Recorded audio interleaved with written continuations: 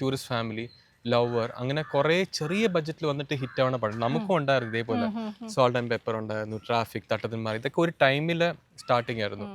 പക്ഷെ ഇപ്പം അവിടെ ഇപ്പം ഞാൻ കരൺ ജോഹറിന് അന്ന് നമ്മുടെ റൈറ്റ്സ് വിൽക്കാൻ നേരത്തെ പുള്ളിയെ കണ്ടായിരുന്നു.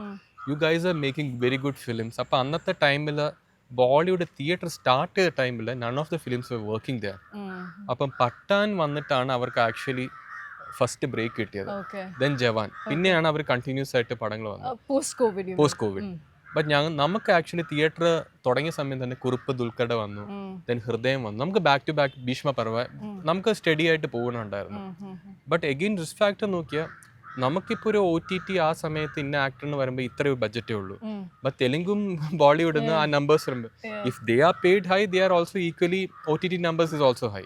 അപ്പം നമ്മുടെ എന്തെന്ന് വെച്ചാൽ നമ്മുടെ ഒരു ലിമിറ്റഡ് ബഡ്ജറ്റിലാണ് നമ്മൾ ഈ എക്സ്പെരിമെൻ്റ് എല്ലാം ചെയ്തുകൊണ്ടിരിക്കുന്നത്.